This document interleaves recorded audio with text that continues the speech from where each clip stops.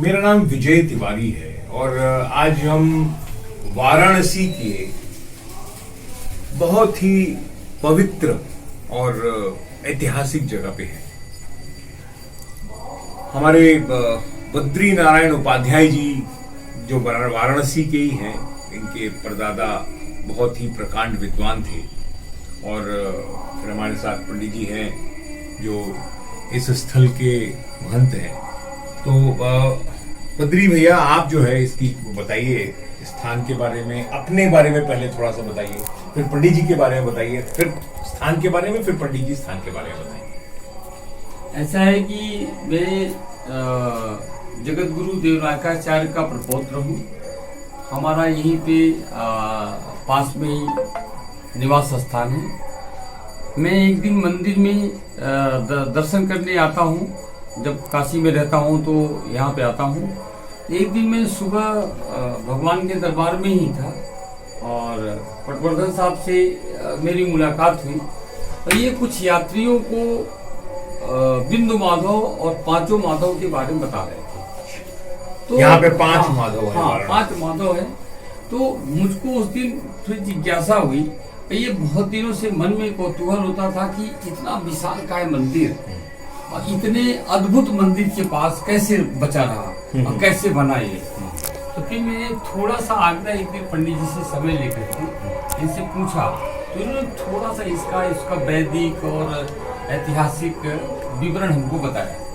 उसी समय मेरी इच्छा हुई कि मैं आपको काशी में बुलाऊं, क्योंकि हमारे स्तर से ऊपर की बात है कि आप इस पूरे संदेश को, इस मंदिर के बारे में हमारे माननीय योगी जी को, हमारे माननीय मोदी जी के पास भी ये संदेश कैसे भी करके पहुंचे कि इतना प्राचीन पहुंच जाएगा। और जिसके लिए इस मंदिर के बारे में आचार्य श्री पूरा विधिवत विवरण बताएंगे।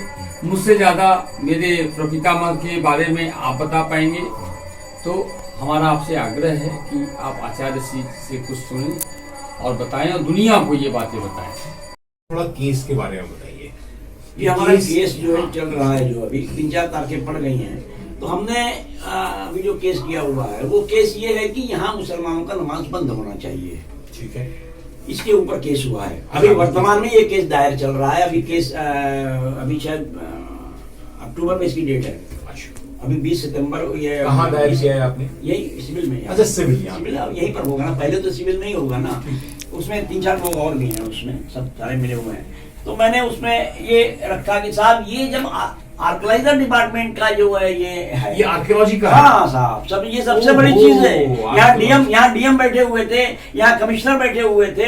तब हमने उनसे यही प्रश्न किया कि हमको एक चीज बताइए, जब ये आर्कियोलॉजिकल डिपार्टमेंट बोला, अब उनको नहीं मालूम है। देखिए, आर्कियोलॉजिकल डिपार्टमेंट का है, उनको नहीं मालूम है, डीएम को नहीं मालूम था। अभी ये प्रश्न जब हमने वहां कोर्ट में कहा कि साहब ये आर्कियोलॉजिकल डिपार्टमेंट का है, 1920 में अंग्रेजों के काल में ये आर्कियोलॉजिकल डिपार्टमेंट को आ गया। उस समय यहाँ नमाज नहीं होती थी।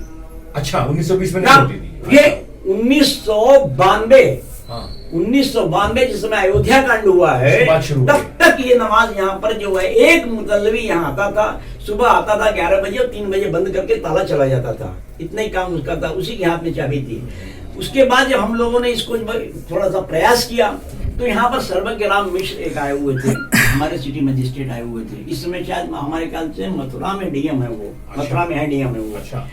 और तो उसके बाद हमने ये चीज, नमस्कार, तो हमने उनसे ये कहा डीएम साहब से, ये बताइए आप यार, बोले आर्कियोलॉजी डिपार्टमेंट में है। हमने कहा हाँ है। 1920 से रिकॉर्ड निकालिए आप उसको। 92 में तक यहाँ नमाज नहीं होती। 92 के बाद में यहाँ धीरे धीरे नमाज होते अब काफी लोग यहाँ शुक्रवार को भी आने लगे, नमाज भी पढ़ने लगे, सब कुछ। यही मेन हमारा मुद्दा है।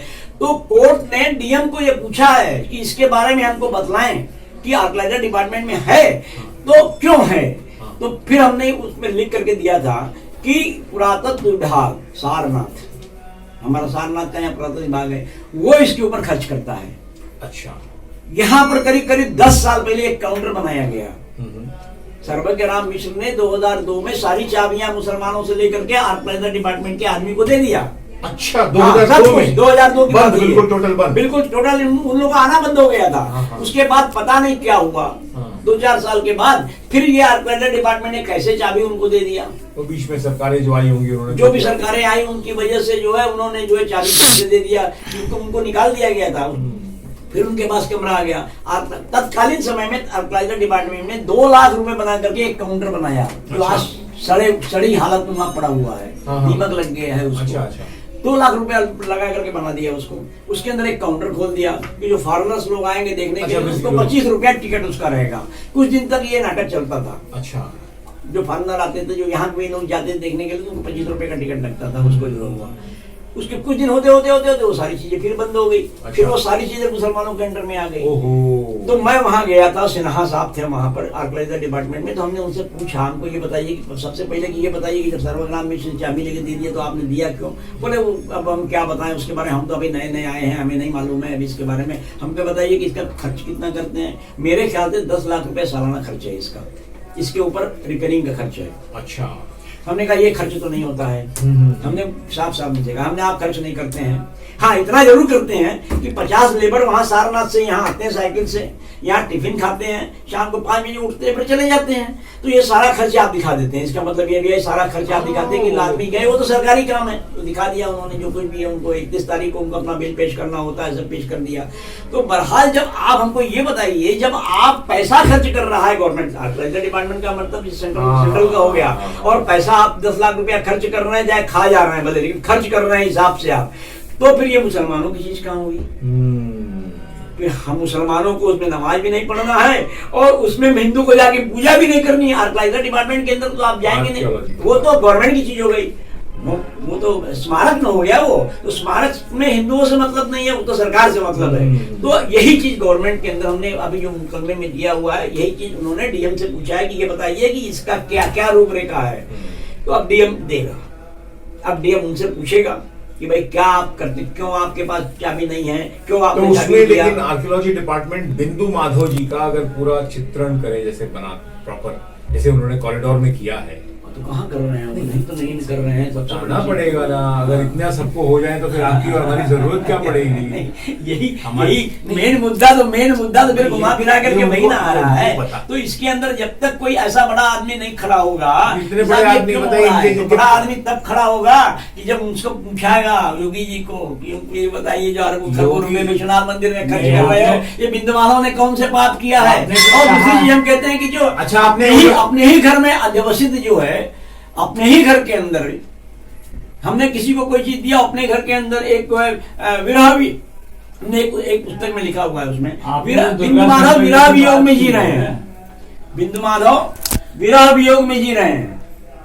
विरह वियोग का मतलब हमने अपनी चीज को दिया आपको, आज हम ही बैठे हुए हैं हाथ धर करके और अगला मजा ले रहा है। हम तो मजाक में कभी कहते हैं हमने विश्वनाथ जी को उन्होंने दे दिया, विश्वनाथ जी तो मजा ले रहे हैं, सारे लोग विश्वनाथ जी जा रहे हैं, बिंदु माधव में नहीं आ रहे हैं लोग। क्यों नहीं आ रहे हैं? क्योंकि इसका प्रचार प्रसार नहीं है। ये इनको जानता ही नहीं है कोई आदमी। देखो साउथ वाले देखिए आ रहे हैं ना, साउथ में इसका प्रचार इतना ज्यादा है। हम आपको दिखा दें, आप बैठे रहिए, हजारों लोग आएंगे, थोड़े थोड़े करके आएंगे, 20-20, 25-25 करके आएंगे, लेकिन हजारों लोग साउथ के आते हैं, लेकिन यहाँ हमारे उत्तर भारत का आदमी नहीं आता है। उत्तर भारत वाला आएगा तो 1 रुपया 2 रुपया चढ़ाएगा, हमें 2 रुपए से देखिए। आपने दुर्गा शंकर मिश्र जी से बात करी है ना आपने?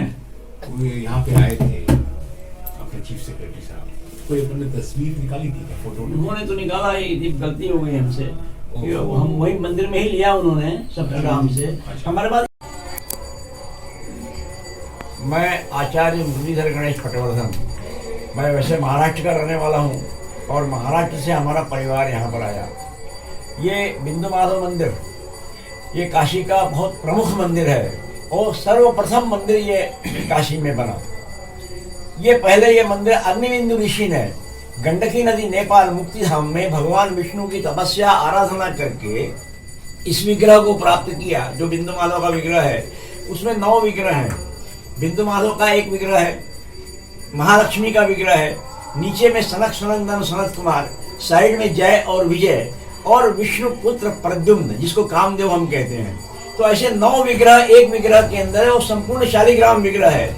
अग्निबिंदु ऋषि ने जब तपस्या करके इनको प्राप्त किया और नीचे में एक शालिग्राम है जिसको नरसिंह शालिग्राम कहते हैं, बहुत बड़ा है, बहुत रेयर है, ऐसा कहीं देखने को नहीं मिलेगा इतना बड़ा शालिग्राम कहीं पर भी। तो अग्निबिंदु ऋषि ने जब ला करके यहाँ आनंदवन में, इसका नाम पूर्व नाम आनंदवन था, आनंदवन में ला करके भगवान विष्णु की कृपा से यहाँ ला करके उन्होंने इनकी स्थापना किया। तो अभी वर्तमान में जहाँ अभी मस्जिद है, जिसको आलमगीर मस्जिद कहते हैं, माधवराव धरेरा भी कहते हैं उसको, धरेरा मस्जिद भी अब लोगों कहने लगे उसको, तो वहां पर ला करके उन्होंने पहले स्थापना किया। उसके बाद उस मंदिर को, इसका मंदिर का परिसर बहुत बड़ा दशाश्वमेध घाट तक था, बहुत बड़ा मंदिर था, और इतना बड़ा मंदिर शायद विश्वनाथ मंदिर भी इतना बड़ा नहीं था उस काल में। उसको राजा मानसिंह ने और भी बड़ा बना दिया था। राजा मानसिंह के बनने के बाद 1669 में 1669 में औरंगजेब ने उस मंदिर को, जैसे विश्वनाथ मंदिर को तोड़ दिया और ज्ञानवापी मस्जिद बन गई वहां पर, वैसे ही यहाँ पर जो है इसको आलमगीर मस्जिद बना दिया। आलमगीर औरंगजेब का नाम है, अपने नाम से उसने बना दिया। इसके बाद जब महाराष्ट्र के शिवाजी महाराज को मालूम हुई कि इस प्रकार से मंदिर तोड़ करके और बिंदु माधव का उन्होंने जो है ये किया हुआ है, तो उनके गुरु रामदास जी, उन्होंने उनको आदेश दिया कि आप जाइए और वहां जा करके वहां पर मंदिर बनाइए। अगर आप मंदिर बना सकते हैं तो मंदिर बनाइए वहां पर, और नहीं बन सकता है तो जहां भी जगह मिले वो बिंदु माधव का मंदिर वहां बनाइए। तत्कालीन समय में ये मंदिर तोड़ा गया। इस विग्रह को तत्कालीन पुजारी लोग जो थे, अर्चक लोग थे, उन्होंने औरंगजेब के डर से, मुगलों के डर से इस विग्रह को 3 साल तक गंगा जी में रखा हुआ था। 1669 से 72 तक 3 साल तक ये विग्रह गंगा जी में पड़ा हुआ था, क्योंकि मुगलों के हाथ में अगर ये लग जाता तो वो उसको तोड़ डालते। बाकी तो जो मंदिर की जो मूर्तियां जो बड़ी बड़ी थी वो तो तोड़ करके उन्होंने जमीन दोस्त कर दी हुई है। आज भी अगर वो उसको खोदा जाएगा तो उसके अंदर सारी मस्जिद लग जाएंगे। बिल्कुल बिल्कुल, अभी भी आज भी है, जिसके बारे में हम लोग अभी ये केस बहुत से चल रहे हैं। अभी इसका भी केस चल रहा है कोर्ट के अंदर, केस चल रहा है। अच्छा, तो उसके बाद इस मंदिर को यहाँ पर बनाया शिवाजी ने। हमारा परिवार तत्कालीन समय में हम लोग सरदार पटवर्धन थे, तो हम लोग रत्नागिरी के रहने वाले हैं, महाराष्ट्र के। और वहां से उन्होंने आदेश दिया शिवाजी को, शिवाजी ने आदेश दिया हमारे परिवार को कि आप जाइए और आप जाकर के इस मंदिर का संरक्षण करिए। आप ब्राह्मण हैं और हमारे साथ इतने वर्षों से आप रहे हैं, तो आप जाकर के वहां रहिए। तो हमारे परिवार को उन्होंने यहाँ भेज दिया। हमारा परिवार तत्कालीन समय में 1672 में यहाँ आ गया, और हमारे साथ, हमारे परिवार के साथ कम से कम 2000 से 3000 ब्राह्मण लोग वहां से काशी में आने के लिए उद्यत थे। वो लोग सारे लोग काशी में आ गए, और आज उनके भी सभी लोगों के परिवार यहाँ पर हैं, और सभी लोगों के मकान भी यहाँ पर अपने अपने हैं। तत्कालीन समय में आ गए, आज तो परिस्थिति बदल गई है, लेकिन उस समय भी यहाँ पर आ गए। यहाँ आ करके वेदाध्ययन किया, क्योंकि उस समय नौकरी का तो कोई चांस नहीं था। वेदाध्ययन करना और वेद शास्त्र पढ़ना, वेद पढ़ना, इन सब सारी चीजों को, वेद लोगों को पढ़ाना, वहां से आकर के उन्होंने यहाँ पर ये किया। उसके बाद इस मंदिर का जब निर्माण हो चुका तो हमारा परिवार यहाँ आकर अध्यवसित हो गया, और तब से तत्काल काल से हमारा परिवार आज तक यहाँ पर अध्यवसित है। यहाँ पर करीब करीब काशी के अंदर जितने भी मंदिर हैं सब करीब करीब महाराष्ट्र के बनाए हुए हैं। आप काल भैरव मंदिर सिंधिया ने बनाया, अहिल्याबाई होलकर ने, विश्वनाथ मंदिर अहिल्याबाई होलकर ने बनाया, और आपके जो है वह मृत्युंजय मंदिर जो है वो राजा भोरकर जी ने बनाया, वो पुणे के हैं राजा भोरकर। ऐसे करीब करीब सारे मराठी लोग जो है इस मंदिरों में, ये असल में महाराष्ट्र का पूरा योगदान इस काशी को था उस काल में। पुणे, सांगली, आपका जो है बॉम्बे, कोल्हापुर, मिरज, सांगली से लेकर के सारे लोग यहाँ पर आ गए यहाँ पर, और यही अध्यवसित होगा और यही रहने लगे। और आज भी तत्कालीन समय में भी आज काफी लोग ऐसा इसका आपने वो जितने मंदिर उस समय बनाए और जो अभी लोग हैं महाराष्ट्र से आए हुए ब्राह्मण, उनका कुछ आपने रिकॉर्ड भी रखा है? हाँ, रिकॉर्ड है ना उसका। अच्छा, मैं एक बुक लिख रहा हूँ, उसके अंदर सारा रिकॉर्ड। अच्छा, इन सब का कौन से लोग आए, कौन लोग आए, कहाँ आए और कहाँ अध्यवसित हुए। यहाँ पर कम से कम समझ लीजिए कि 18 बाड़े हैं महाराष्ट्र के, जिसे आंग्रे ने बनाया। आंग्रे माने सरदार, जो शिवाजी के सरदार थे आंग्रे, उन्होंने एक आंग्रे बाड़ा बनवाया, फर्निस का बाड़ा बनवाया, रिजगुड़ बाड़ा बनवाया, अहिल्याबाई का बाड़ा बनाया। तो दशाज में घाट पर अहिल्याबाई का बाड़ा है। महाराज तो ऐसे बिचारनी के पास इसको कौन सा बाड़ा बोलते हैं? फर्निस बाड़ा, ये फडणवीस ने ये बाड़ा ये बनवाया था। फडणवीस, देवेंद्र हाँ, फडणवीस वही नहीं, फडणवीस नहीं, ये अलग फडणवीस है। नाना फडणवीस तो पेशवा वही, लेकिन फडणवीस हाँ फडणवीस वही है, वही वही फडणवीस, उसी मतलब वही। हाँ वो फडणवीस परिवार वही है, सब पूरा जो है वो उन्होंने बनाया इस तरीके से। एक भवन है। अच्छा, ये जो परिवार हैं जिनका आप जिक्र कर रहे हैं, ये लोग यहाँ आते भी हैं क्या? हाँ यहाँ आते हैं ना हमारे जुड़े यहाँ। हैं, जैसे और आप? सारे लोग जुड़े हुए हैं, हम लोग सब मराठी जुड़े लोग, हैं। यहाँ मराठी लोग जितने भी हैं सब आपस में जुड़े हुए हैं। और मैं यहाँ महाराष्ट्र समाज का सेक्रेटरी हूँ यहाँ। अच्छा, तो कब यहाँ एक महाराष्ट्र समाज है हमारा जो। अच्छा, उसकी बैठक कब होती है? उसकी बैठक हमारी ऑल ओवर इंडिया में कहीं न कहीं होती रहती है। हमारा हेड ऑफिस जो है ये महाराष्ट्र समाज का, ये दिल्ली में आपका जो है पहाड़गंज में, वो जो महाराष्ट्र समाज वहाँ देखे होंगे आप, हाँ, बड़ा हाँ, महाराष्ट्र हाँ, दिल्ली में ना, वो हमारा हेड ऑफिस है। अच्छा अच्छा अच्छा। तो उसी के वहाँ पर रहने वहने की सारी व्यवस्था है। 2 बड़े बड़े हॉल है, कम से कम 18-19 रूम है उसके अंदर सब रहने के लिए। लोग महाराष्ट्र से जाते हैं, इधर से जहाँ से भी लोग जाते हैं, लोग वहाँ टिकते हैं वहाँ पर जा करके। तो वहाँ हम मेन हम लोग का उत्सव गणेश उत्सव है। हाँ हाँ हाँ। ये गणेश उत्सव जो है ये 1896 में लोकमान्य बाल गंगाधर तिलक जी ने इस उत्सव की स्थापना शुरुआत की। ये एक अलग विषय हो जाएगा असल में, इसलिए मैं इस विषय पर आता हूँ। अच्छा, एक चीज पर पूछ के फिर आप विषय पे आ जाएंगे। आपका गोत्र क्या है? कौंडिन्य गोत्र है हमारा। कौंडिन्य।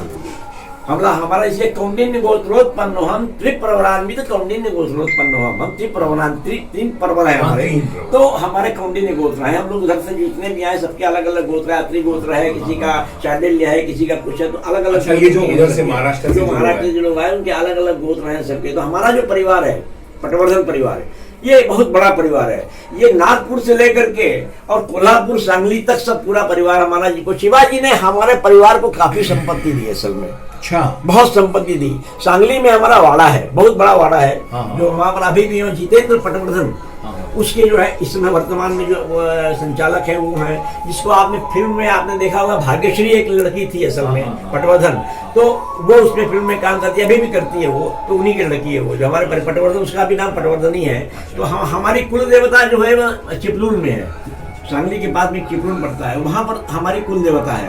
हम लोग सारे लोग होली का जो क्षण होता है, त्योहार होता है, उसमें हम लोग करीब करीब सारे ऑल ओवर इंडिया नहीं, वर्ल्ड से भी सारे लोग आते हैं वहाँ पर। जो है जितने पटवर्धन परिवार रहेंगे वो सारे लोग आएंगे वहाँ पर। तो इस तरीके से हम लोग यहाँ आकर के अध्यवसित हुए।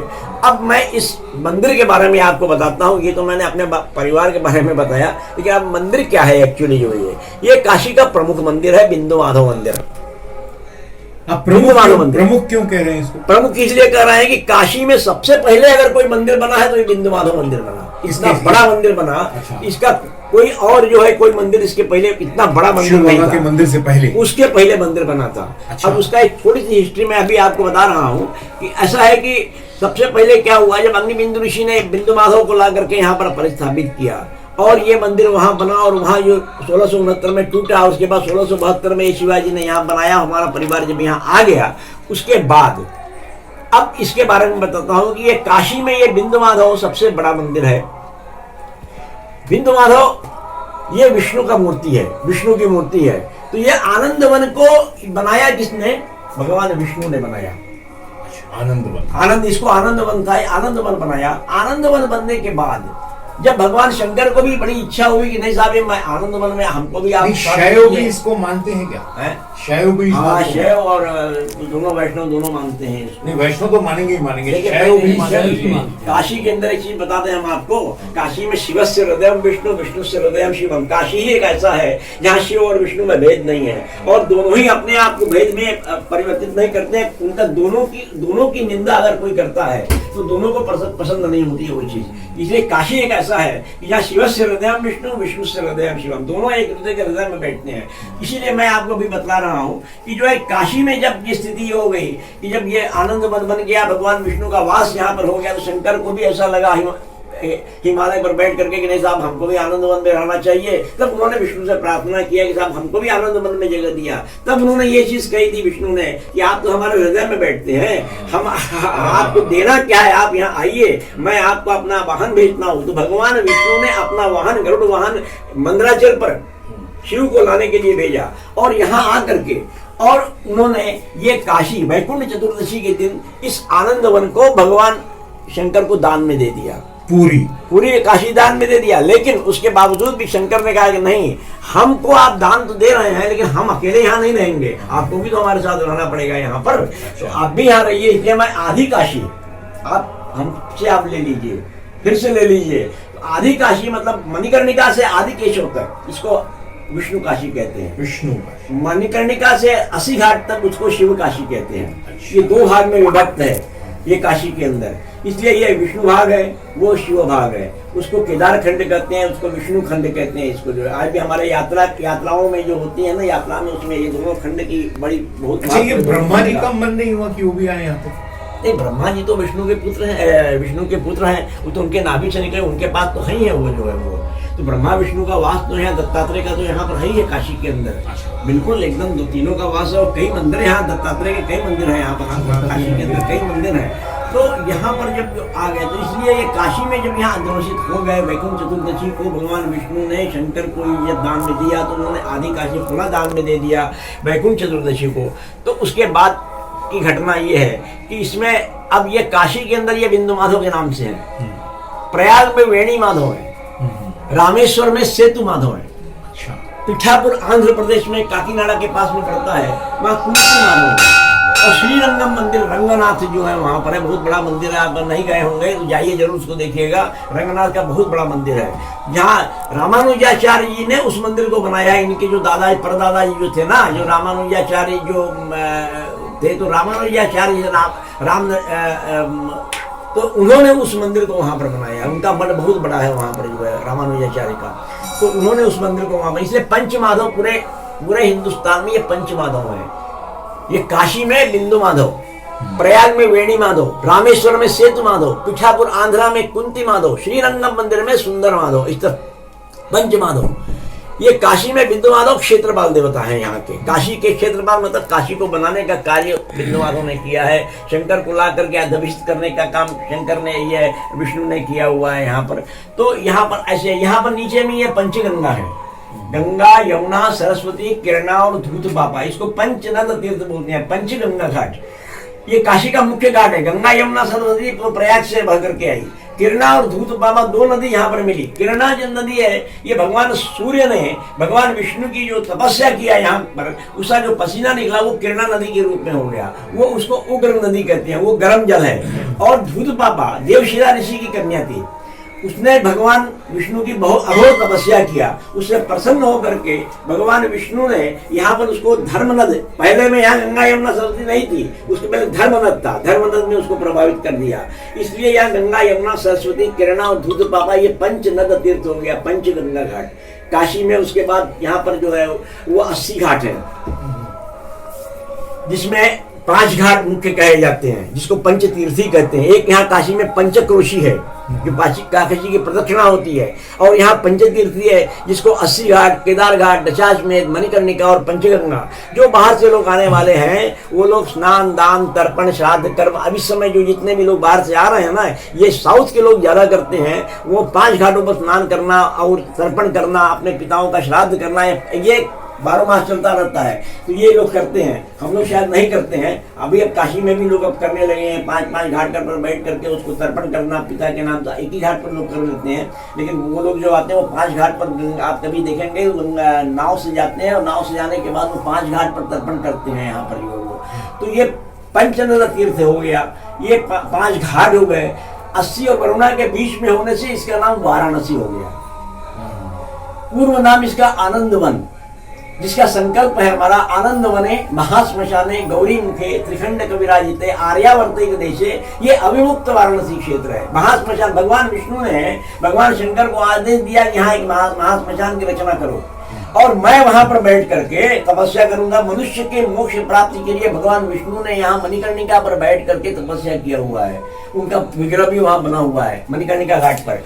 तो इस तरीके से ये भगवान विष्णु ने जो तपस्या किया, और भगवान शंकर को आदेश दिया कि यहाँ पर काशी में जिसकी मृत्यु होगी उसको राम नाम का तारक मंत्र दे करके मोक्ष प्राप्त कर दो। मोक्ष का द्वार कहाँ पर है? सिर्फ विष्णु के पास, शिव के पास मोक्ष का द्वार नहीं है। मोक्ष देने का काम खाली वो करता है, शिव। लेकिन मुष्क में रखने के काम अपने यहाँ कौन करता है? ये विष्णु करता है। क्योंकि वैकुंठ किसके पास है? वैकुंठ सिर्फ जो है विष्णु के पास है। क्यों? शिव तो अवघड़ है, उनके पास तो कुछ है नहीं, वो हिमालय के अलावा उनके पास कुछ भी नहीं है, वो तो कहीं भी बैठते हैं। लेकिन विष्णु का ऐसा नहीं है, विष्णु श्रृंगार प्रिय है, शिव जल प्रिय है। तो सबसे बड़ी चीज है कि देखिए अब ये दोनों ही व्यक्ति यहाँ पर हैं, और यहाँ पर ये गंगा उत्तर वाहिनी क्यों हुई, ये भी मैं बताने जा रहा हूँ आपको। काशी में गंगा उत्तर वाहिनी क्यों हुई? इसलिए हुई कि राजा भगीरथ ने अपने 60,000 पुत्रों का उद्धार करने के लिए, जिसमें उन्होंने जब विष्णु की प्रार्थना किया तो विष्णु ने कहा कि हम अपने चरण से तो उसको छोड़ देंगे, ये विष्णु के चरण में ही गंगा है, तो उसने हम छोड़ देंगे कि इसका प्रभाव कौन बर्दाश्त करेगा? पृथ्वी पर अगर ये जाएगी तो ये पृथ्वी को नाश कर देगी, ये गंगा जो है वो। तो इसलिए इसको ऐसा करो, शंकर की प्रार्थना करो, शंकर को मनाओ तुम, ये उसको धारण करें। तब उन्होंने शंकर को बनाया। तो शंकर ने कहा ठीक है, भगवान विष्णु को छोड़ने दो, मैं अपनी जटा में उसको अपने समाहित कर लूंगा। तो भगवान शंकर ने उसको अपनी जटा में समाहित कर लिया। और जब उसके बाद जब शंकर की प्रार्थना किया कि ये तो पृथ्वी पर कैसे जाएगी, पुनः प्रार्थना किया, तो उन्होंने कहा ठीक है, मैं इसकी एक धारा छोड़ रहा हूँ, क्योंकि सारी छोड़ दूंगा तो फिर वही प्रलय हो जाएगा। एक धारा उन्होंने छोड़ा, तो उस गंगा को लेकर के गंगा सागर से, वहां से आपके गंगोत्री से वो लेकर के वहां से चले, सारा घूमते घूमते घूमते जब काशी में ही जब आए, काशी के प्रवेश द्वार पर जब इस समय आए, उस समय उसकी प्रवाह गंगा का इतना तेज था कि भगवान शंकर ने उसको रोक दिया कि बोले नहीं, ये हमारे यहाँ आनंद वन में काशी में आकर के इतना प्रवाह करोगे तो हमारे भक्त लोग स्नान कैसे करेंगे, कैसे रहेंगे उसके अंदर? इसमें तमाम तुम्हारे जो है वो जानवर हैं वो लोग लोगों को काटेंगे, परेशानी होगी उससे हमारे यहाँ काशी के अंदर, हमारी शांति भंग हो जाएगी काशी की। तो बोले नहीं, हम नहीं आने देंगे। तब भगवान गंगा ने कहा कि नहीं, हम ऐसा नहीं करेंगे, हम सिर्फ यहाँ शांत प्रवृत्ति में ही यहाँ से जाएंगे। इसलिए आप कभी भी देखेंगे तो रामनगर से लेकर के और वहां तक राजघाट तक गंगा के अंदर कभी कोलाहल नहीं होता, एकदम शांत गंगा है यहाँ पर। यहाँ कोई जानवर किसी को काटता नहीं है, आज तक कभी अपने इतिहास में मैंने भी नहीं सुना कि कोई जानवर गंगा के अंदर किसी डूब जाएगा, नहीं तैरने आएगा, वो डूब जाएगा, एक अलग बात हो गई, लेकिन वो जानवर यहाँ नहीं काटता कभी किसी को भी। यहाँ अभी के बाढ़ में कम से कम 15-20 मगर बह करके यहाँ पर आए, लेकिन किसी को काटा नहीं उस मगरों ने, वो अंधे हो जाते हैं। यहाँ पर जानवर आने के बाद वो अंधा हो जाता है। ये यहाँ पर जो है शिव का श्राप है उसको जो है वो। तो ये महाश्मशान की रचना हुई, ये भगवान गंगा हुई, ये उसके बाद भगवान विष्णु और शिव हुए।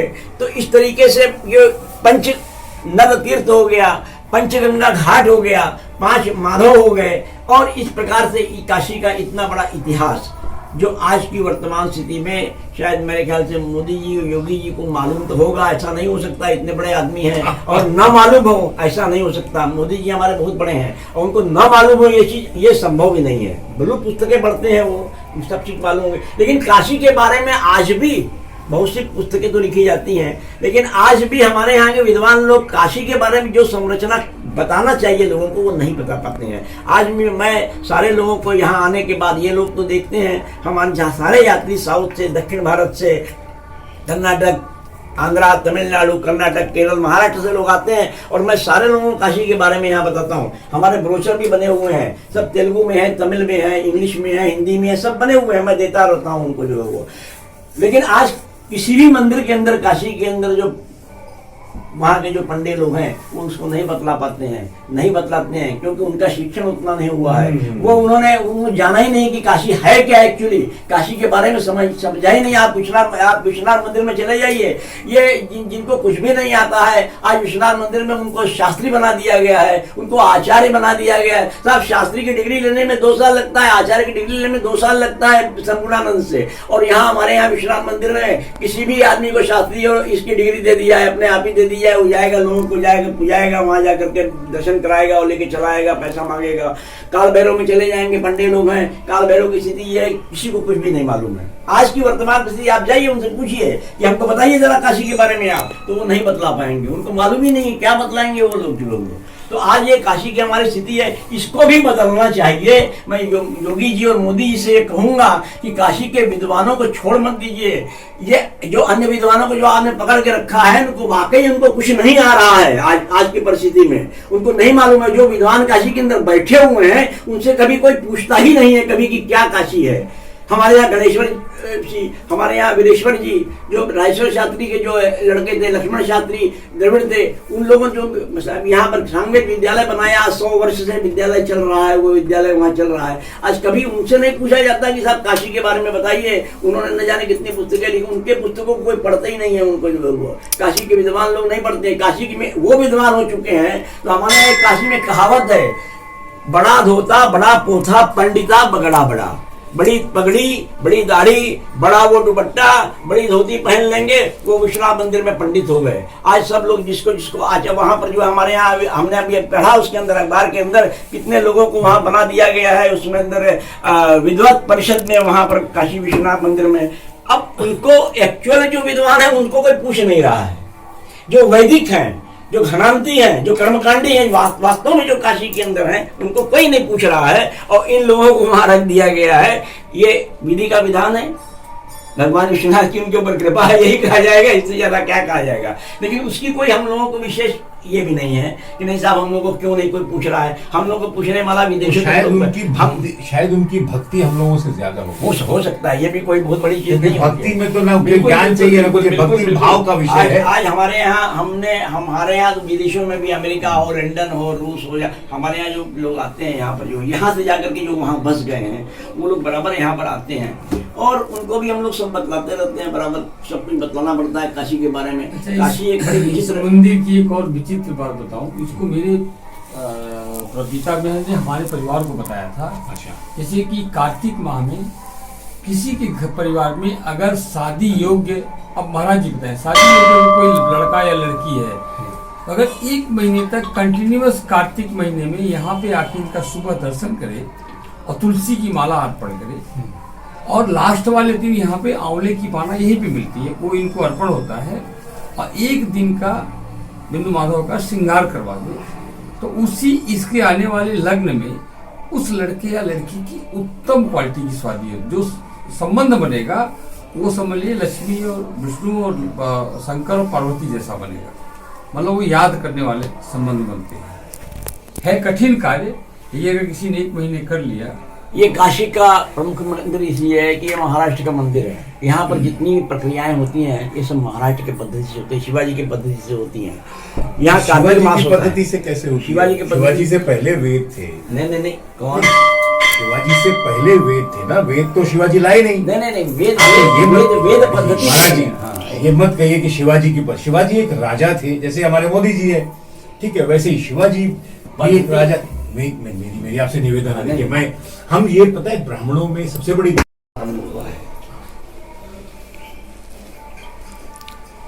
वेद जो है ये काशी से प्रारंभ हुआ है।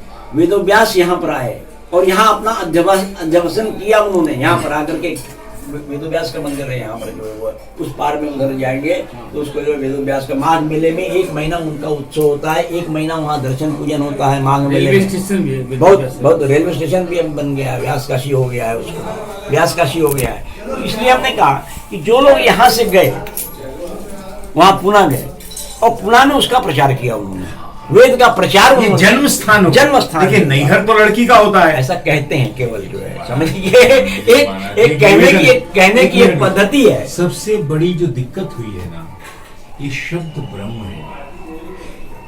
जो ब्राह्मण, मेरा आपसे निवेदन है क्योंकि आप मुझसे बड़े हैं, ठीक है, उन्हीं को नहीं याद कर रहे हैं हम आज उन्हीं को नहीं याद कर रहे हैं। ठीक कर रहे हैं आप। आज उन्हीं की पद्धति खत्म हो। एक ही मंदिर उन्होंने बनाया यहाँ पर अपने गुरु के आदेश पर, रामदास के आदेश पर, क्योंकि ये जीर्णोद्धार हुआ, ये मंदिर बनाना नहीं। कहने का मतलब है कि एक ही मंदिर को उन्होंने बनाया का मतलब जीर्णोद्धार किया या बनाया उन्होंने, क्योंकि एक ही मंदिर बनाया। और शिवाजी ने महाराष्ट्र के अंदर भी किले बनाए, बहुत से 47 किले बनाए उन्होंने लोगों को रहने के लिए, इसके लिए अपने सैनिकों को रहने के लिए, क्योंकि वो मुगलों का शासन था, अगर नहीं करते तो वो भी नहीं हो पाता। नहीं वो देखिए जीर्णोद्धार करना उनका वो धर्म थोड़ी हुआ, ये तो मकान था यहाँ पे। नहीं मकान नहीं था। बने बने जब मस्जिद मकान नहीं था, जब बनाया। मस्जिद थी, एक मिनट, अभी आपने कहा मस्जिद को मस्जिद तोड़ करके थी, ये बनाया। मस्जिद को तोड़, लेकिन वो मस्जिद क्यों नहीं तोड़ी, ये फिर मेरा प्रश्न है। ये प्रश्न है, ऐसा प्रश्न है। देखिए ऐसा है, प्रश्न है इतना ज्यादा कि हम लोग का शासन सब समाप्त हो जाएगा अगर हम लोग ऐसा करेंगे तो। तब उनको ये मजबूरी हो गई, क्योंकि उनके गुरु ने तो यही कहा था कि मस्जिद तोड़ करके बनाओ, लेकिन यहाँ आने के बाद उनको भी तो मदद चाहिए थी। इतने दूर यहाँ आ करके, वो भी घोड़े से जाते थे, कोई प्लेन से तो आते नहीं थे, यहाँ पर कोई ट्रेन तो थी नहीं। यहाँ आ करके कुछ सैनिक लेकर के आए होंगे अपने साथ, 100-200 सैनिक लेकर के आए होंगे। उतने सैनिक से वो मुगलों का सामना तो नहीं कर सकते थे। तब उन्होंने इस मंदिर को बना, साइड में जगह दी, बना दिया उन्होंने, मंदिर बना दिया, निर्माण कर दिया इस मंदिर का जो है वो। क्योंकि सबसे बड़ी चीज थी उनके लिए, सबसे बड़ी प्रॉब्लम थी ये कैसे करते हुए यहाँ से आकर के जो वो, इसलिए उन्होंने यहाँ मंदिर ये बनाया। ये मंदिर 1672 में बनाया, औरंगजेब ने उसको तोड़ दिया, उसको ध्वस्त कर दिया। ध्वस्त करने के बाद वहाँ मस्जिद बना दिया वहाँ पर दोबारा नहीं, मंदिर पहले पहले वहीं पर था, मंदिर तो वहीं पर था, उसको तोड़ करके उन्होंने उसको बनाया। जो शिवाजी का था वो तोड़ा उसने? नहीं, शिवाजी ने तो, ये शिवाजी का नहीं तोड़ा उन्होंने, उसने तो राजा मान सिंह ने बनाया था, उसको तोड़ा, उसको तोड़ दिया, और शिवाजी ने इसको बनाया। नहीं, मेरा जो प्रश्न है, ये जो मस्जिद है, क्योंकि जब शिवाजी यहाँ आए, इसका मतलब वो उस समय पावरफुल थे, तो उन्होंने जब तोड़ के बनाया तो वो मस्जिद क्यों नहीं तोड़ी, ये बस इतना मेरा यही प्रश्न। चीज तो मैं आपको बता रहा हूँ। तो उन्होंने यहाँ आकर के उन्होंने यहाँ के राजाओं, जो उत्तर प्रदेश के राजाओं को, उत्तर भारत इसका के मतलब राजाओं से- मस्जिद नहीं तोड़ी, उसके बगल में बना। बगल में बना हुआ है हाँ, तो ना, मस्जिद नहीं इसलिए तोड़- नहीं तोड़ पाए, नहीं क्यों पाए, उसका कारण था असल में, यही कारण था उनका कि इनको सहयोग नहीं मिला यहाँ पर, यहाँ के राजाओं ने सहयोग नहीं दिया उनको। नहीं तो, लेकिन इसका, मुगल जब पावरफुल थे तो मुगलों ने बनाने की व्यवस्था दी होगी कि बना लो तुम यहाँ पे, मस्जिद मत तोड़ो। ऐसा है ना कि मंदिर जो का उस समय स्वरूप नहीं उन्होंने- दिया, आप देखिए, इसको ध्यान से ऐसा है, देखिए। इसको बनाया उन्होंने और बना करके चले गए। अच्छा, आप इसका ध्यान बना से करके देखिए। कोई यहाँ बैठे हुए एक थे, चौथा कोई यहाँ मंदिर बैठा है था। जो कि मंदिर के स्वरूप में नहीं है। अच्छा, आप देखिए कोई गुम्बद बना है यहाँ पे, हाँ। ये घर के स्वरूप में। हाँ, गुम्बद था असल में, वो टूट गया, नीचे गिर गया सब में, उस कारण ही तो गुम्बद तो था इसके अंदर, मंदिर के अंदर। अच्छा। तो सब मंदिर की प्रक्रिया पूरी मंदिर के तरीके से ही बना हुआ है सब, यहाँ से वहां से लेकर के घाट तक पूरा ये मंदिर, पूरा मंदिर का ही परिसर है सब पूरा। लेकिन असल में ऐसा था कि अब उसको अगर हम साथ देते तो या मुगल हमको खत्म कर देंगे, इसलिए उन्होंने साथ नहीं दिया। तो अब ये थोड़ा सा हम कार्तिक मास के बारे में बता देते हैं हम आपको, आप थोड़ा सा उसको ले लीजिए, बहुत महत्वपूर्ण चीज है असल में। ये कार्तिक मास में, शरद पूर्णिमा से कार्तिक पूर्णिमा तक इनका उत्सव होता है, ये कार्तिक मास कहा जाता है इसको। कार्तिक मास ये शुद्ध मास होता है, और 12 मास में एक मास ये पूर्ण शुद्ध मास होता है, ये वैकुंठ मास होता है, इसको वैकुंठ मास कहते हैं इसको। तो यहाँ भगवान का उत्सव होता है, भगवान विष्णु का उत्सव होता है। तो सुबह में भगवान का जो है वो मंगला आरती होती है, सुबह में 3 बजे मंगला आरती होती है। उसके बाद भगवान को मक्खन आरती होती है, जिसको मक्खन आरती कहते हैं। मक्खन पूरे शरीर में लगाया जाता है भगवान को, उसे प्रसाद वगैरह बढ़ता है। उसके बाद श्रीखंड, चूंकि आप महाराष्ट्र की पद्धति आप कह रहे हैं तो पद्धति हम बता रहे हैं आपको। बनारस के अंदर किसी मंदिर में ये पद्धति नहीं है, इसीलिए हम आपको बता रहे थे कि ये श्रीखंड लगाए। श्रीखंड ये महाराष्ट्र का है और कहीं का नहीं है। श्रीखंड ये लगाया जाता है भगवान को, पूरे तरीके से श्रीखंड लगाया जाता है। फिर अलग अलग श्रृंगार 1 मास तक होता रहता है भगवान का। देवोत्थानी एकादशी को भगवान जब चातुर्मास के बाद उठते हैं तो उनको शेषशाही पर श्रृंगार उनका होता है, उनके फोटो लगे हुए हैं बाहर में, शेषशाही पर बैठते हैं। द्वादशी को तुलसी विवाह होता है, तो तुलसी विवाह के दिन भगवान को यहाँ प्रदक्षिणा कराई जाती है, पूरे जो है पालकी में रख करके लोग, बहुत से लोग होते हैं प्रदक्षिणा, तो यहाँ आकर के तुलसी विवाह होता है भगवान का, तुलसी के साथ विवाह होता है। त्रयोदशी को भगवान ससुराल में होते हैं, इसलिए झूले पर बैठते हैं, इसलिए झूले का श्रृंगार होता है। चतुर्दशी को भगवान विष्णु ने भगवान शंकर को ये काशी दान में दिया हुआ है, इसलिए शिवस्य हृदयम विष्णु, विष्णुस्य हृदयम शिवम, आधे में शिव और आधे में विष्णु, ऐसा श्रृंगार होता है भगवान का, जिसको हरिहर श्रृंगार कहते हैं हम, उसका नाम हरिहर श्रृंगार है। चतुर्दशी उसी दिन शाम को 1 कोटि तुलसी अर्चन भगवान को अर्चन होता है। काफी लोग बैठे रहते हैं, विष्णु सहस्त्रनाम के पाठ से उनको सब पूरा तुलसी अर्चन होता है, पूरा यहाँ तक होता है। वो भी फोटो आप देखेंगे वहाँ लगा हुआ है। उसी दिन शाम रात में जो है पंचामृत स्नान भगवान का होता है। सारे लोग पंचामृत स्नान रात को 12 बजे तक यहाँ पर कराते हैं, पंचामृत स्नान होता है। सुबह में भी श्रृंगार होता है। फिर पूरा उस दिन भीड़ बहुत काफी होती है पूर्णिमा को, इसलिए शाम को फिर श्रृंगार होता है भगवान का। वो हाथी पर राजगद्दी, जिसको कहते हैं राजगद्दी होती है, हाथी पर श्रृंगार होता है, और अन्नकूट होता है, बहुत बड़ा अन्नकूट होता है। तो पहले ये सब कार्यक्रम यहाँ पर होते थे। देव दीपावली का कार्यक्रम सिर्फ इस पंचगंगा घाट पर ही होता था, और कहीं नहीं, किसी घाट पर नहीं होता था। यहाँ अभी 25-30 साल से केवल ये सारे घाटों पर होने लगे, पहले इसी घाट पर होता था। और यहाँ एक महत्वपूर्ण चीज ऐसी है, यहाँ आकाशदीप लगता है, बांस पर आकाशदीप लगता है, उस पर डोरी लगाई जाती है, उस पर डोलची में उस पर दिया लगता है। वो ये करके कार्तिक पूर्णिमा तक 1 मास तक लगता है। वो इसलिए लगाया जाता है कि हमारे जो पूर्वज होते हैं वो कार्तिक मास में उनको जो ये विचरण करते हैं आकाश में, ये वैकुंठ मास है तो उनको छोड़ दिया जाता है। वो आकाश में विचरण करते रहते हैं और ये कामना करते हैं कि कोई भी व्यक्ति हमारे परिवार का ऐसा हो जो पंचगंगा घाट पर भगवान बिंदु माधव और गंगा के सानिध्य में अगर आकाशदीप लगाएगा तो उस आकाशदीप के दीप को देख करके हमको वैकुंठ का रास्ता मिल जाएगा, ताकि हम वैकुंठ में, क्योंकि 1 मास तक भगवान विष्णु, वैकुंठ मास है, विष्णु मास है, तो वह किसी को भी अपने वैकुंठ में ले लेते हैं। वैसे भी तो काश्याम मरणाम मुक्ति पुनर्जन्म न विद्यते, ऐसा कहा जाता है। काशी में मृत्यु अगर हो जाए तो फिर जन्म नहीं होता है। इसलिए भगवान शंकर को भगवान विष्णु ने आदेश दिया कि यहाँ पर राम नाम का तारक मंत्र दे करके और उसको मोक्ष करो, मैं अपने पास उसको ले लूंगा अपने पास। इसलिए यहाँ काशी का ये महत्व है। काशी के अंदर जो ये महाश्मशान इसको कहा जाता है, इसको महिम स्तोत्र है कि श्मशाने स्वाद क्रीड़ा स्मरार पिशाचार सहचरा चिता भस्मा लेपा सृगप निकरोटी परिकरा अमंगल्यम शीलम तव भवतु नामैवम अखिलम यथापि स्मरणम वरद परमम मंगलमसि। तो ये इसका महिम्न स्तोत्र है कि श्मशान स्वाद क्रीड़ा, श्मशान का भस्म दोपहर को 12 बजे यहाँ श्रृंगार शंकर को चढ़ता है। दूसरा महाश्मशान उज्जैन में है, महाकालेश्वर में, जहाँ भस्म स्नान होता है, भोर की आरती होती है, सुबह 4 बजे होती है, वहाँ महाश्मशान में, वहाँ महाश्मशान का महापता है। पूरे हिंदुस्तान में 2 महाश्मशान हैं, एक उज्जैन में और एक काशी में। तो ऐसा कहा जाता है कि शिव से हृदयम विष्णु, विष्णु से हृदयम शिवम, जिसकी मृत्यु होगी उसको भगवान विष्णु अपने पास उसको जो है वो ग्रहण कर लेंगे। तो ये आकाशदीप इसीलिए यहाँ लगाया जाता है। इसलिए काफी लोग यहाँ पर आकाशदीप लगाते हैं। हम भी कम से कम 60-70 आकाशदीप यहाँ लगाते हैं। अपना यहाँ मैदान से लेकर के नीचे से लेकर के सब पूरे हमारे जो भक्त लोग हैं वो पैसा वगैरह भेजते हैं बाहर से, कलकत्ता है, दिल्ली है, मुंबई है, 1 महीने तक। इसमें उसका नियम है कि सूर्योदय के पहले वो दीप लग जाना चाहिए, सूर्यास्त के बाद वो दीप लगना चाहिए। तो ये 2 समय 24 घंटे चलता रहेगा वो? नहीं, 24 घंटे और 4 घंटे 5 घंटे चलता है वैसे। जैसे शाम को 6 बजे लगा तो 9 बजे 9:30 10 बजे तक चलेगा। सुबह में अगर चलेगा तो वही 9 साढ़े 9 बजे तक सुबह में भी चलेगा, क्योंकि उसकी एक लिमिट होती है उसकी ना, उतनी लिमिट में उतना जलता है जितना जलना है उसको। तो ये आकाशदीप का ये महत्व है। काशी में आकाशदीप लगाया जाता है और आज भी लगता है। आज भी हमारे पास कम से कम समझ लीजिए कि 30-40 लोगों के तो फोन आ चुके कि हमारा लगा दीजिएगा, प्रतिवर्ष लगता है हमारा लगा दीजिएगा। तो वो फोन आते रहते हैं बराबर, जो बांस पे लगा देते हैं, बांस पे लगा, बहुत अच्छा लगता है। अब ये बहुत अच्छा लगवाता तो मैं भी था, लेकिन कारण नहीं जानता। एक छोटा मेरा प्रश्न इसके बीच में से, आपने कहा जो काशी में जिसकी मृत्यु होती है उसको वैकुंठ हो जाता है, इसका मतलब काशी वालों के लिए वैकुंठ 12 महीने खुलता होगा? तो वही है ना, इसीलिए तो बोला ना हमने, आपने क्या कहा है, वो तो है वैकुंठ जो है वो।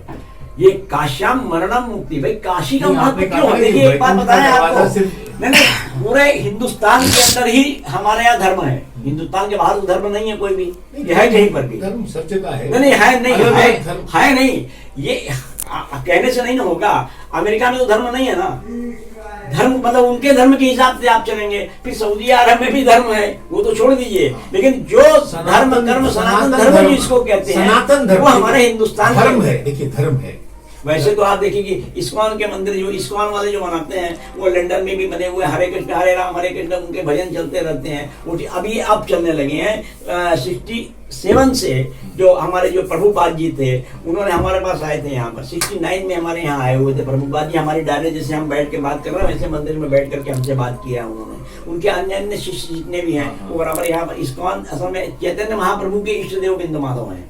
चैतन्य महाप्रभु अपने काल में जब आते थे तो इन्हीं के पास आते थे और यहीं बैठ करके भजन कीर्तन पूजन जो कुछ भी नृत्य वगैरह करते तो यहाँ करते थे। इसलिए इस्कॉन वाले जितने भी हैं जो आपके प्रभुपाद जी, उन्होंने इनको इष्टदेव मान लिया बिंदु माधव को। तो इस्कॉन का आदमी कहीं पर भी हो, ऑल ओवर इंडिया नहीं वर्ल्ड में भी यहाँ पे हो, जब भी काशी में आएगा तो बिंदु माधव का दर्शन करने के लिए जरूर आएगा, किसी भी हालत में आएगा वो। और आज भी आता है, आज भी बराबर आते रहते हैं। आपका इनका मुख्य कलकत्ते में उनको जो है वो नवद्वीप करके है, कलकत्ते में नवद्वीप है, जहाँ इनका जन्म हुआ है, महामृत्युंजय का है, इनका चैतन्य महाप्रभु का जो जन्म हुआ है वो नवद्वीप में हुआ। मायापुरी जिसको कहते हैं, आज मायापुरी हो गई है वहाँ पर। मायापुरी मतलब इतनी बड़ी हो गई है कि वहाँ बहुत बड़े बड़े मंदिर बन गए, इस्कॉन के बन गए, कृष्ण मंदिर बन गए हैं। अभी भी एक नया मंदिर अभी बन रहा है, हमको जाना भी है अभी जो वो, अभी शायद दिसंबर या जनवरी में हमको जाना पड़ेगा वहाँ पर, बुलाएंगे वो लोग, क्योंकि हमको बराबर जहाँ जहाँ भी उनका ओपनिंग होती है तो हमको बुलाते हैं वो लोग, एज अर्चक करके करिए जो भी कहिए वो हमको बुलाते हैं वो लोग जो है वो बराबर जो है वो। हम सभी जगह ऑल ओवर इंडिया में जितने भी मंदिर बने हैं, करीब करीब जहाँ जहाँ नए नए बने मंदिर बने वहाँ सभी जगह हम जा चुके हैं। पुणे में है, कलकत्ता में, अहमदाबाद में, बड़ौदा में, सूरत में, मुंबई में तो कई बार हम जा चुके हैं, आपको जुहू में है। उसके बाद चर्च चौपाटी पर है चर्च की, यहाँ दुर्गा शंकर मिश्रा जी आए हुए थे। अच्छा, यहाँ आए थे? हाँ, यह जिसे आप बैठे वैसे बैठे हुए थे यहाँ के डीएम आए हुए थे, यहाँ के पुलिस कमिश्नर आए हुए थे, तो यहाँ पर दर्शन करने के लिए वो तो अपने विजिट में आए हुए थे एक्चुअली। तो मुख्य सचिव ये आपके चीफ सेक्रेटरी उत्तर प्रदेश हैं इस समय। हाँ, तो वो यहाँ पर आए तो उन्होंने हमसे, जैसे आपने इंटरव्यू लिया वैसे वहाँ पर उन्होंने इंटरव्यू खड़े होकर के लिया। तो उन्होंने कहा कि हमको आप पंडित जी हमको इंटरव्यू दीजिए, अपना पूरा हम लेंगे, अपने यूजर पर डालेंगे हम इसको। डाला भी होगा उन्होंने शायद, अब मुझको नहीं मालूम है कुछ उसके बारे में, लेकिन ये है कि उन्होंने पूरा इंटरव्यू लिया। फिर उनके बाद उनके साथ हम सब जगह गए, यहाँ जितने मंदिर है, मस्जिद में भी उनको ले गए बोले मस्जिद के लिए क्या बोले हो? वो लोग क्या बोलेंगे, देखिए ऐसा है कि उन्होंने देखा, फोटोग्राफी वगैरह किया, खींच लिया उन्होंने। तो वहाँ एक नीचे तखाना है, बोले ये खुलेगा, तो जो वहाँ पर मुतल्लबी था उसने कहा था हमारे पास तो चाबी इसकी है नहीं, हमारे भाई साहब के पास है, वो अभी है नहीं, वो बाहर निकले हुए। खैर बात मैटर वहीं खत्म हो गया। बाकी फोटोग्राफ्स वगैरह उन्होंने ले लिया। उन्होंने तेलंगा स्वामी में गए बगल में, नीचे रामानंद संप्रदाय का जो रामानंद जी का कबीरदास जी ने जहाँ पर जो है वो गुरुमुख हुए वहाँ पर ले गए, उनको दिखाया। फिर आए थे यहाँ बैठे थे, यहाँ पर बैठ करके उनको जो है सब पूरा बताया हमने जो है वो। सभी सारे अधिकारी लोग बैठे हुए। मुख्यमंत्री जी भी आए? मुख्यमंत्री जी नहीं आए, जबकि मुख्यमंत्री जी को आना चाहिए। प्रधानमंत्री कहाँ से आएंगे? जब मुख्यमंत्री ही नहीं आए तो प्रधानमंत्री कहाँ से आएंगे? प्रधानमंत्री जी तो पहले जब यहाँ पे बताते जी काफी समय बनारस, प्रधानमंत्री जी, मैं भी आरएसएस का आदमी हूँ, तो हम लोग का जो है हेड ऑफिस यहाँ पर बनारस का जो है यहाँ बुदौलिया पर है।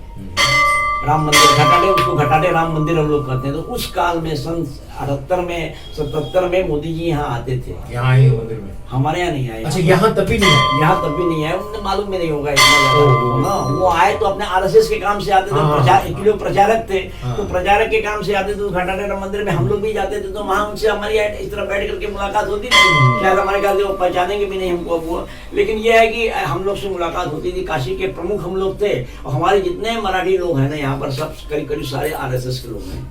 आरएसएस, जनसंघ, भारतीय जनता, सारे के लिए मैंने यहाँ से काम किया, सारी चीजों के लिए। हम आरएसएस के, हमारा पौत्र वो भी आरएसएस का है। अच्छा। तो वो ये कंट्रोलर थे इसमें जो है परीक्षा विभाग में थे।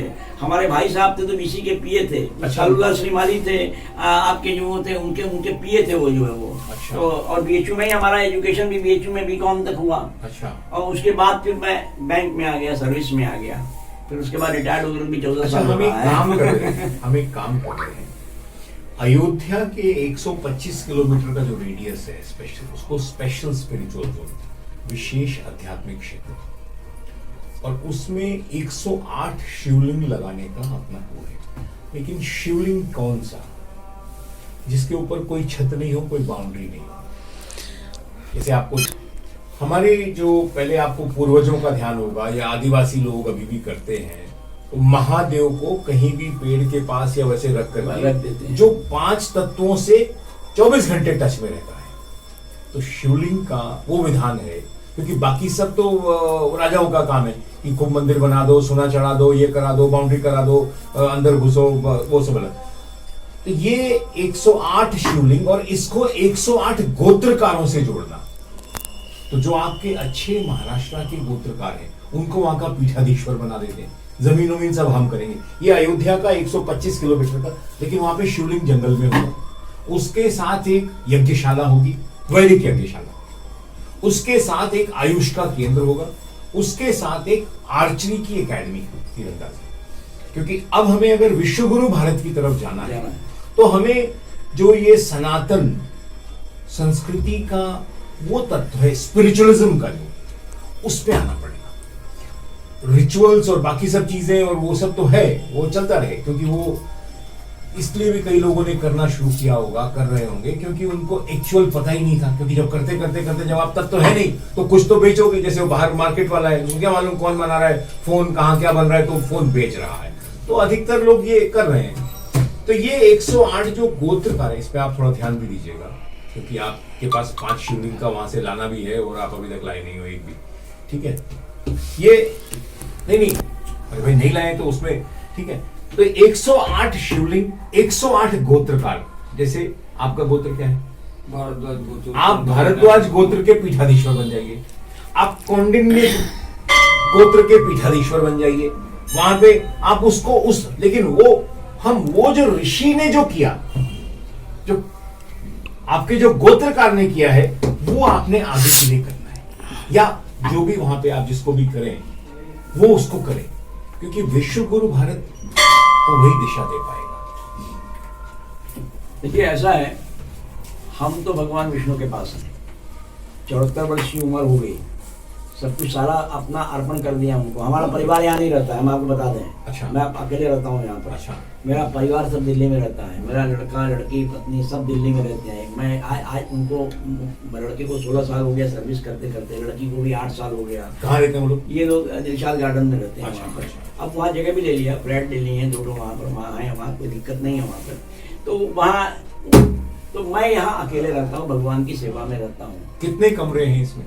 बस 1 2 एक नीचे 3 कमरे तो बहुत हैं इसमें। हाँ। लेकिन सब अनधिकृत रूप से कब्जे किए हुए ओहो हैं। हो, अच्छा। सब सारा इस घाट से भी उतरेंगे, यहाँ से लेकर के पूरा ये बिंदु माधव परिसर है सब पूरा कंप्लीट। अच्छा। लेकिन अब हम लड़ाई तो नहीं कर सकते किसी से भी। हाँ। आज की परिस्थिति में वो हमसे नहीं हो सकता। हाँ। वो हम करेंगे भी नहीं, दोनों चीजें हैं। मैं आध्यात्म में हूँ तो मैं लड़ाई करने थोड़ी जाऊंगा, करने थोड़े करने जाऊंगा किसी से। कोई रहेगा उसके भाग्य का होगा इसलिए उसको मिला। हम तो ये सोचते हैं उसके भाग्य का होगा इसलिए उसको मिला होगा। हमारे भाग्य का ये है, हमको मिला हुआ है। हमारे भाग्य में भगवान की सेवा है, गंगा अर्पण है। मैं यहाँ बैठता हूँ, इधर विष्णु है, इधर गंगा है। इधर मुँह करता हूँ गंगा मिलती है, उधर विष्णु करता हूँ तो विष्णु। अब इससे बड़ा वैकुंठ भी कहाँ मिलेगा? बिल्कुल बिल्कुल। मृत्यु के उपरांत भी हमको वैकुंठ कहाँ मिलेगा? हमको वैकुंठ में क्या मिलेगा ये हमको भी नहीं मालूम है। वैकुंठ है हम जानते हैं, स्वर्ग है हम जानते हैं, नर्क है हम जानते हैं। तो सब कुछ तो यही भोगना है हमको। नरक भी यही भोगना है, स्वर्ग भी यही भोगना है, और वैकुंठ भी यही। तो वैकुंठ में उसी के पास मैं रह रहा हूँ, वैकुंठ में ही रह रहा हूँ ना, उसी के पास रह रहा हूँ। तो सबसे बड़ी चीज है, देखिए हमारे हृदय में ये चीज है। हम बराबर आज कई वर्षों से हम सिर्फ ये कहते चले आए हैं कि शिवस्य हृदयम विष्णु, विष्णुस्य हृदयम शिवम। कहते कहते कहते एक दिन मेरे मन के अंदर उत्कंठा उत्पन्न, यार मैं रोज कहता हूँ यार शिवस्य हृदयम विष्णु और विष्णुस्य हृदयम शिवम। तो विश्वनाथ मंदिर में तो विष्णु का मंदिर नहीं है। हाँ। आप नहीं मिलेगा, एक भी मंदिर नहीं मिलेगा विष्णु का। जबकि उन्होंने यहाँ काशी को बनाया और काशी को प्रतिष्ठापित किया, ये सारे देवताओं को लाके यहाँ पर रखा, लेकिन उनका मंदिर वहां नहीं बन रहा है। देखिए कॉरिडोर के अंदर बिंदु माधव देवस्थान का कहीं आप कहीं नहीं देखेंगे। ये बात अगर मोदी जी हमारे सामने आ जाए तो मैं जैसे आपसे बात कर रहा हूँ वैसे उनसे बात करूंगा कि कॉरिडोर के अंदर आपको ये जिस विष्णु ने, जिस परमात्मा महाविष्णु ने जिस काशी को रचा, जिसको आनंद वन बनाया, उसका आपके कॉरिडोर में कहीं एक फोटो तक नहीं लगा हुआ है। बड़े आश्चर्यजनक चीज है ये, बहुत बड़ी आश्चर्यजनक चीज है। मैंने ये उनको बताया, दुर्गा शंकर मिश्रा जी को, अपने जैसे आप गेट का हमने टेप में गए, हमने कहा ये बात जरूर मोदी जी तक पहुंचा दीजिएगा, हमारी हमें दिक्कत नहीं है, लेकिन मैं बता रहा हूं आपको। लेकिन मेरे मन में जब ये चीज आई तब मैंने कहा कि नहीं, भले ही वहां न हो, मैं शिव को यहाँ बैठा दूंगा। मैंने 450 देखा आपने, बहुत बढ़िया, 450 शिवलिंग मैंने यहाँ पर स्थापित कर दिया। बहुत बढ़िया। आपने कहा गोत्र के नाम से, ये अलग अलग लोगों ने स्थापित किया हुआ, अलग अलग गोत्रों से स्थापित किया हुआ है, किसी एक आदमी का स्थापित किया हुआ नहीं है। वो सारे साउथ के हैं, आंध्रा के हैं, तमिलनाडु के हैं, कर्नाटक के हैं। अभी कर्नाटक का बैठने जा रहा है। अभी एक लास्ट में देखिए मैं बैठा रहा हूँ, 108 शिवलिंग यहाँ बैठा रहा हूँ। वो सारे 108 लोग होंगे, वो यहाँ आकर के पूजन करेंगे, एक एक लिंग का पूजन करेंगे। उनका अधिवास होगा, उसमें 3 वास होते हैं, उसमें जलवास होता है, उसमें अन्नवास होता है, उसमें पुष्पवास होता है। ये तीनों वास कराने के बाद फिर उनका प्रतिष्ठापन होता है जो है वो, तो वो पूरा दिन लग जाता है उसके अंदर जो है। तो मैं उसको कराऊंगा, ये शायद कार्तिक मास में ही अभी मैं कराऊंगा इसको जो है वो 108। तो मैंने अपनी इच्छा तो पूरी कर लिया भगवान की, 74 वर्ष की उम्र में 2-4 साल और जिंदा रहूंगा। अरे, ज्यादा- 100 ज्यादा साल तक रहूंगा। नहीं। नहीं, कहने का मतलब है कि 80 एक लास्ट उम्र 80 की होती अरे है नहीं, मान नहीं, की। 100 अभी ठीक है, अरे, स्वस्थ है, इसलिए सोचते हैं कि अरे, नहीं बिल्कुल अभी ठीक उतर देखिए, आप जाएंगे। योगी आदमी हैं, आप तो ये 108 जब कर लेंगे तो हमारे 451 शिवलिंग इस मंदिर परिसर के अंदर मैंने स्थापित कर दिया। ये बहुत हिस्ट्री है, वो योगी को और मोदी को भी सोचना पड़ेगा कि एक छोटे से ब्राह्मण ने, एक तो जिसको कोई सहयोग नहीं है कहीं से, न राष्ट्र का सहयोग है न किसी व्यक्ति का सहयोग है, लेकिन उसके बावजूद भी 451 लिंग इस आदमी ने स्थापित तो कर दिया यहाँ पर बैठा करके। और हम लोग तो कॉरिडोर बनाते रह रहे हैं, गवर्नमेंट का पैसा अरबों खरबों रुपया खर्च कर रहे हैं उसके अंदर। फिर मोदी जी कोई अपने पास से नहीं कर रहे हैं, हम भी कोई अपने पास से नहीं कर रहे हैं, न योगी जी अपने पास से कुछ नहीं कर रहे हैं। राष्ट्र का ही पैसा जो कुछ भी लग रहा है, हमारे राष्ट्र का निर्माण जो हो रहा है, हम धर्म गुरु या राष्ट्र गुरु बनने जा रहे हैं, तो ये भगवत कृपा है कि हम राष्ट्र गुरु बने, अच्छी बात है, बहुत बढ़िया चीज है। विश्व गुरु बनेंगे या राष्ट्र गुरु, विश्व गुरु तो ये सब बने नहीं हुए है, हैं। तो विश्व गुरु है। लेकिन हाँ, ये बात हम जरूर कहेंगे अपने मुख से कि आज हमारे सारे प्रधानमंत्रियों में एक ऐसा प्रधानमंत्री हमको भगवान ने दिया हुआ है कि जो इसको कम से कम ये अपने जीवन में जो कुछ भी करके जाएगा, आने वाले भविष्य में, ये बाद में लोग कहते हैं कि नहीं साहब एक से एक बढ़ करके होते हैं, होते तो हैं बहुत से बढ़ करके, बहुत से प्रधानमंत्री हमारे यहाँ जवाहरलाल नेहरू से लेकर के अभी तक बने, लेकिन आज जो उसने कमाया राष्ट्र के लिए, शायद मेरे ख्याल से अब आगे आने वाली परिस्थिति में इतना वक्तव्य, इतना बोलना, इतना दौड़ना आज की उम्र में इतना साधारण काम नहीं है कि आज यहाँ पर है, कल वहां पर है, कल वहां पर है, और वो दौड़ रहा है, अगला आदमी दौड़ रहा है, क्या आगे नाद ना पीछे पगा, कहते हैं ना काशी के अंदर एक आगे भी कहावत है उसको, खा मुटा के भैली गधा, तो ऐसे कहा जाता है, काशी के अंदर ये कहावत है। तो आज उसके बाद कुछ भी नहीं है, उसने कुछ बनाया भी नहीं है। हमारा विपक्ष ये नहीं कर सकता कि साहब मोदी जी चोर हैं, कहते रहे चोर है, लेकिन चोर नहीं है। आज उसके ऊपर कोई आक्षेप नहीं है, कोई आरोप नहीं है किसी प्रकार का, तो ऐसा प्रधानमंत्री कहाँ जल्दी खोजने के बाद मिलेगा, न भूतो न भविष्यति जिसको कहा जाता है। तो खैर आज परिस्थिति आगे क्या होगा नहीं मालूम मुझे, लेकिन थोड़ा हम लोग बिंदु माधव जी पे और सनातन संस्कृति और विश्व गुरु भारत पे बात करें। तो